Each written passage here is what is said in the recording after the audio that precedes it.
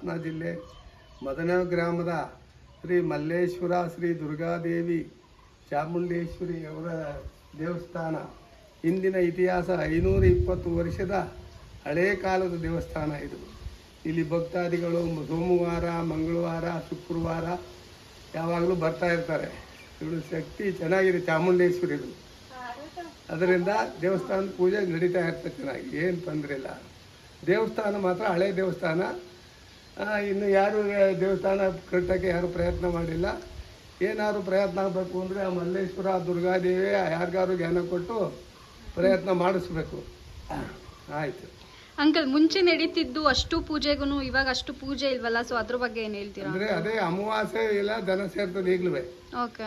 ಅಮಾವಾಸ್ಯೆಯಲ್ಲಿ ದೇವಸ್ಥಾನಕ್ಕೆ ಎಲ್ಲ ಜನ ಭಕ್ತಾದಿಗಳು ಬರ್ತಾರೆ, ಜಾಸ್ತಿ ಜನ. ಆವಾಗ ಈಗ ಮಂಗಳವಾರ, ಶುಕ್ರವಾರ ಚಾಮುಂಡೇಶ್ವರಿಗೆ ಜನ ಇದ್ದೇ ಇರ್ತಾರೆ. ಓಕೆ. ದುರ್ಗಾ ಪೂಜೆ ಅಂತ ವರ್ಷಕ್ಕೊಂದ್ಸಲ ಮಾಡ್ತಾರೆ, ಕಳಸ ಪೂಜೆ ಅಂತ ಮಾಡ್ತಿದ್ರು. ಈಗೇನು ಈ ಕೊರೋನಾ ಬಂದಾಗಲಿಂದ ಅದ್ ನಿಲ್ಸವ್ರೆ ಸ್ವಲ್ಪ. ಏನು ಪೂಜೆ ಏನು ಮಾಡ್ತಾ ಇಲ್ಲ. ಮಾಮೂಲಿ ಪೂಜೆ ನಡೀತದೆ, ಕಳಸ ಪೂಜೆ ಅಂತ ಮಾಡ್ತಿದ್ದು ಅದು ನಿಲ್ಸವ್ರೆ.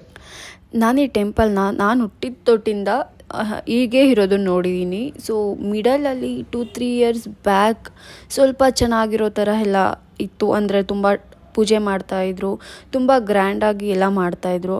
ಆಫ್ಟರ್ ಕೊರೋನಾ ಎಲ್ಲ ಸ್ಟಾಪ್ ಆಗೋಯಿತು. ಬ್ಯಾಕ್ ಟು ಓಲ್ಡ್ ಹೇಗಿತ್ತು ಅದೇ ಥರ ಆಯಿತು. ಸೊ ಪೂಜೆ ಎಲ್ಲ ಅಷ್ಟಕ್ಕಷ್ಟೇ. ದೆನ್ ನಾರ್ಮಲ್ ಪೂಜೆ ನಡೀತಾ ಇರತ್ತೆ, ಬಟ್ ಮುಂಚೆ ಅಷ್ಟು ಇಲ್ಲ.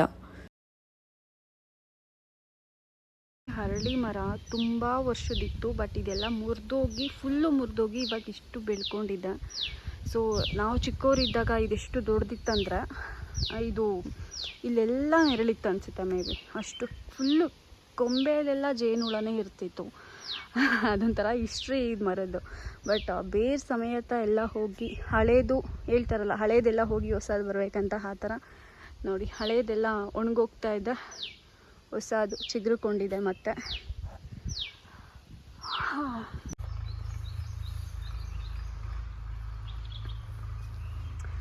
ಫ್ರಂಟಿಂದ ಈ ಥರ ಕಾಣಿಸುತ್ತೆ.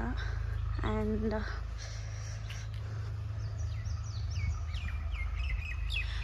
ಈ ದೇವಸ್ಥಾನ ಬಂದು ಶಿವ ದೇವಸ್ಥಾನ, ಹಾಗೆ ದುರ್ಗಾ ಮಾತೆ ದೇವಸ್ಥಾನ.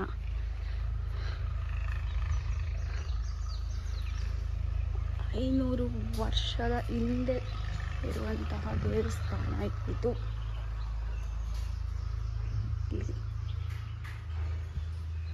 ಎಂಥ ದೊಡ್ಡವರೇ ಇದ್ರು ಚಿಕ್ಕವರೇ ಇದ್ರು ತಲೆ ಬಗ್ಗಿಸಿ ಒಳಗಡೆ ಬನ್ನಿ.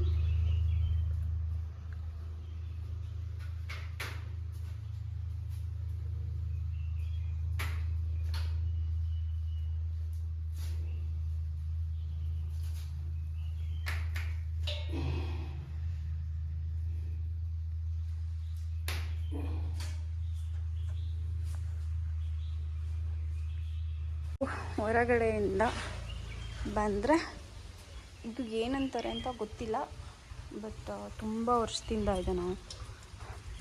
ಆ್ಯಂಡ್ ಇದೂ ಅಷ್ಟೆ.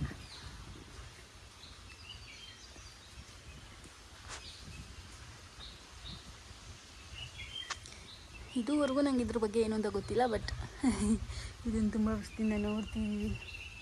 ಆ್ಯಂಡ್ ಇದ್ರ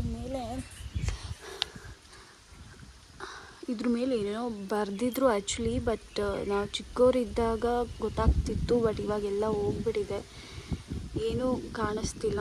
ಬರೆದಿದ್ದಾರೆ ಅಂತಲೇ ಕಾಣಿಸ್ತಿಲ್ಲ, ಬಟ್ ಇದ್ರ ಮೇಲೆಲ್ಲ ಇತ್ತು.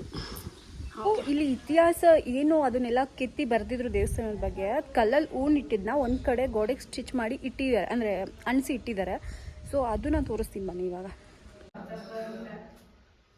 ಇದೆ ನೋಡಿ, ಎಲ್ಲ ಅಳಿಸೋಗ್ಬಿಟ್ಟಿದೆ, ಬಿಕಾಸ್ ತುಂಬ ವರ್ಷದಲ್ವಾ.